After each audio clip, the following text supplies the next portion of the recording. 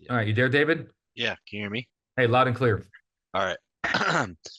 So I work in Kansas, which has a particular case law where on traffic stops, you're not allowed to ask for consent to search a vehicle, unless you have reasonable suspicion of uh unless if you're just pulling over for like a traffic violation. It has to be related to the stop. Yeah. So, Correct. um, my question, I guess, is how far are you allowed to go with asking questions, like while they're like grabbing their insurance or while they're Mhm. getting their registration, stuff like that during normal course of a traffic stop? How far are you allowed to go into unrelated things with so you pull more for equipment violation, and how far are you allowed to go into like, hey, where are you coming from? Where are you going? Have you had any criminal history? Like, are you on probation, parole? Do you have anything illegal in the vehicle? Any weapons, drugs, stuff like that?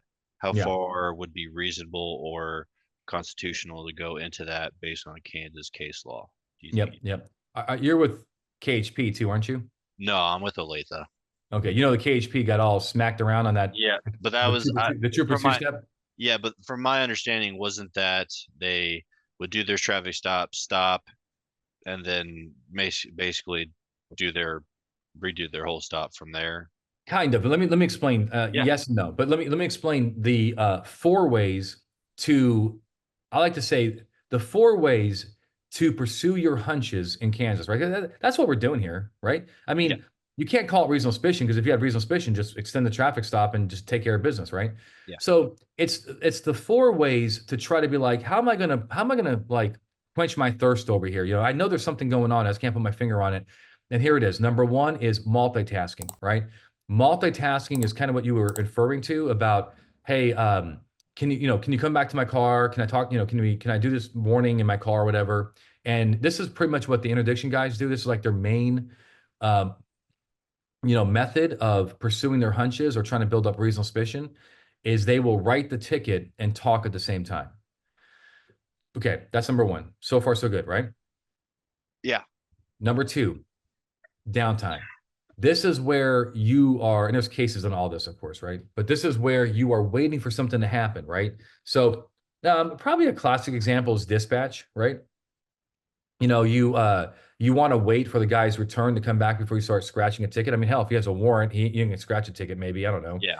And if he has a great criminal, if he has no criminal history, maybe you feel good that day, and give him a warning. So, as long as you have a reason for waiting, courts may ask you, hey, officer, I know you're waiting for dispatch, but why aren't you starting to write that ticket? Were you going to give him a ticket regardless? And if you're like, yeah, regardless, I was going to give him a ticket, you got a problem on your hands, right? Because why aren't you Yep. starting to write?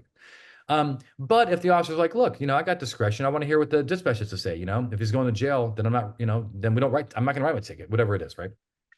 So, um, right. And then so that's downtime. Downtime can also occur when they are looking for their paperwork, right? So you pull over, the person who has a very untidy car and they're looking for their paperwork, their license, registration, insurance, and they're just taking a while they're looking for that paperwork and going through all the little, pieces of paper in their mail and stuff like that, you can say, hey, just clarify. You said you're coming from, Kansas City. Like, what were you doing in Kansas City? Oh, you're visiting your uncle? Why did you visit your uncle? Right. And then you can start getting that. So that makes sense. So that's number two.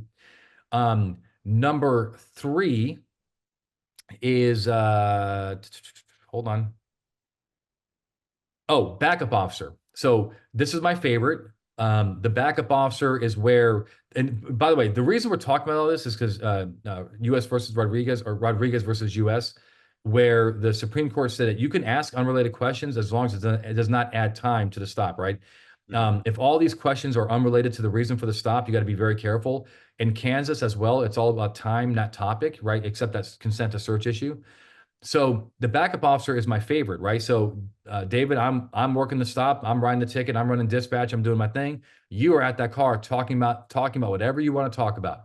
Why would they be driving instead of flying? All this other stuff, right? Hmm. And the last one is the Kansas two step, right? The way that the judge thought the way that the judge articulated that KHP was not doing those transitions correctly was essentially, she believed that Kansas was making them feel like they were not free to leave, like the stop wasn't over, like they were just essentially continuing to detain them while seeking this stop. And that's one of the reasons why she now requires KHP to tell people in no uncertain terms that they are free to leave, and then they can seek additional consent and so forth, right? So, but that's not you, right? You're not under a consent decree, kind of like, a settlement agreement like KHP, right? Right. So they have different rules because they were found to be, according to the court, abusing the system. So, but that is still a viable technique in Kansas. As long as the stop is over, you return all their stuff, they feel free to leave. Like, I'm very clear about it. I call it the clean break rule. That, it's, hey, I appreciate your cooperation. Here's your warning. Do you have any questions, comments, or concerns? No, you have a good day. And I turn around and then I'm like, hey, can I ask you a question before you leave? And then that is no different between me going up to them at a parking lot saying, hey, can I ask you a question before you leave? And if you have that, then you have a consensual encounter. Those are your 4 ways in Kansas: multitasking, downtime, backup officer, the text, or the Kansas two-step. Cool. Yeah, that works for me. I All right, appreciate it. bro. You're welcome. All right. Look at Sean playing games. All right. Does anybody have any last questions before we leave? All right. Well, look, it's been a pleasure, guys. I hope you enjoyed the webinar. For those guys who are watching online, thank you again for being here, and I'll see you guys and stay safe.